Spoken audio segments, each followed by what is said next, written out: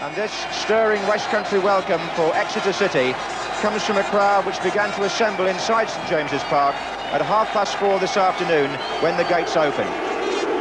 Most of them hoping to see the third division team reach the sixth round for only the second time in their history. Exeter are unchanged from Saturday.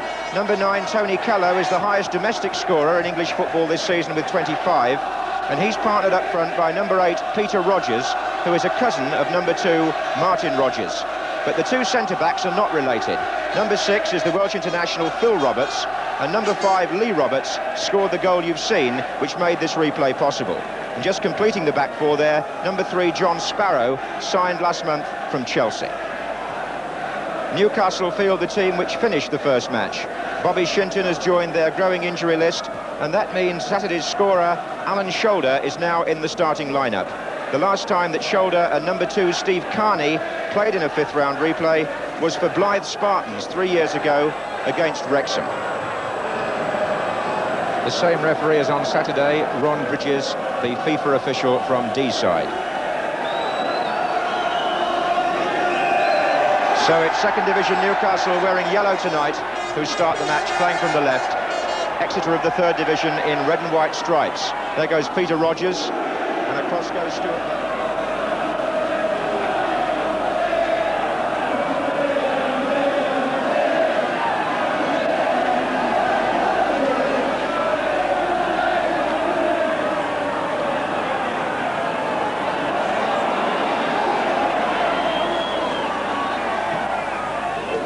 Awkward for Carr. Oh, is it over the line? A goal, I think. A goal.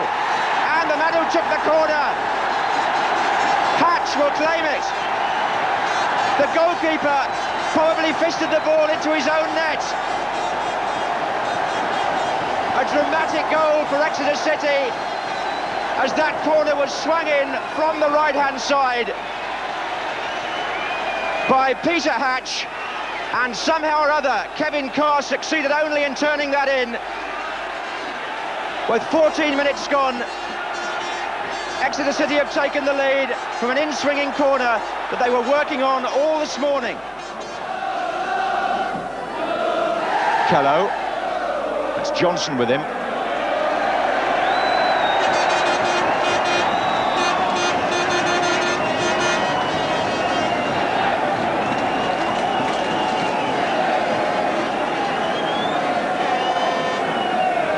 So another one of these in-swinging corners which produced the goal. Hatch leaving this one short. Here he is again, though. Hatch is shot, and he can tank them with either foot, this number 11, especially the left. And he's also got a long throw, too. Lee Roberts is doing the dummy. Pearson, 2! Pearson scores a beautiful hook shot, and Hatch again involved in the build-up, this time with the long throw. Again, the Newcastle defence in complete confusion. The long throw caused them the problem. Lee Roberts' dummy, the ball span off the defender, and look at Pearson, number 7. He saw it coming down on the volley, and that's a superb finish. The man who was in an offside position, not interfering with play. 2-0 to Exeter, the Pearson goal from the Hatch build-up, putting the third division side completely in charge with only 20 minutes gone. Good running by Dick Forbes from midfield.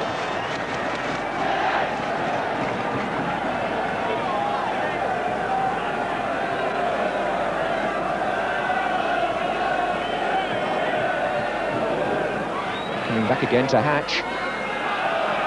Hatch's cross. That's awkward for Newcastle as well. Volleyed away in the end by Carney. Phil Roberts heads it back. There's a Newcastle defender prostrate in the penalty area, and he's put them all onside. And here's Hatch. And number 3 is that it's gone in.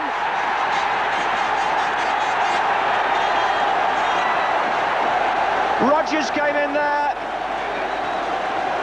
And Peter Rogers, from a cross by Hatch again, makes it 3-0, and look what happened. The defender, he's injured, the referee has not stopped the game, and he's put Hatch onside. Very unlucky that for Newcastle. But as the cross comes over, watch for Peter Rogers, number 8, because there he is, getting in front of Kello. Rogers scored it, it's 3-0. And Kenny Wharton has been carried off behind the goal. And Newcastle, as if they haven't got enough trouble, are currently down to 10 men, and will have to make a decision about whether to bring on John Brownlee. Meanwhile, on the Exeter bench, I shouldn't think Brian Godfrey can believe it. 3 up in the first half. There are 3 minutes of normal time remaining, and the score remains at 3-0. That was Halliday coming out with the header. Could be a long throw again here for Exeter if Hatch goes to take it.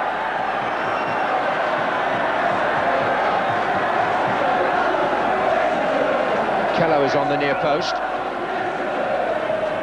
There he is.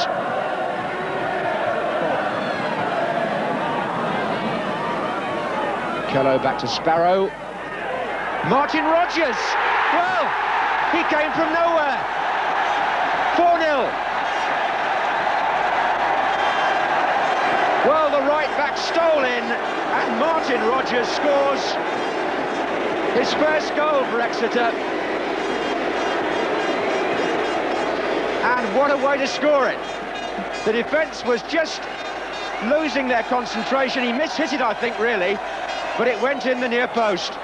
Fans on the pitch for a moment have delayed the restart. 2 of them have been ushered away. And that completes a very happy and successful evening for him. And Brian Godfrey hears the final whistle, and the crowd salutes 3rd Division Exeter City, who are through to the 6th round in the company of 7 First Division teams. They'll play away to Spurs, and they have demolished and almost demoralised, I would think, 2nd Division Newcastle, who go off beaten by 4-0. Exeter, having put out Leicester in the last round, thus become the surviving giant killers in this year's competition, and that'll make it a very happy night for their players and for their manager, Brian Godfrey. Congratulations, Brian. How did that performance compare with the victory over Leicester in the last round? Well, just as sweet, really, John. You know, tremendous performance, and the crowd, everything. You know, great night for the club itself. Yeah. You only saved the first match in the last few minutes, so what made the big difference in tonight's replay? Well, we were prepared to come out and play. You know, we wanted to attack at Newcastle. You know, I've been reading in the papers where we're a defensive side, and I've said all along we're not. You know, but tonight we got people forward, and we had the extra man tonight because we had that great crowd behind us, and that was the big difference, I think. Yeah. And the goals coming as they did, you're a great set-piece team, aren't you? I watched you in training this morning when you were trying a few things out, and the homework certainly paid off.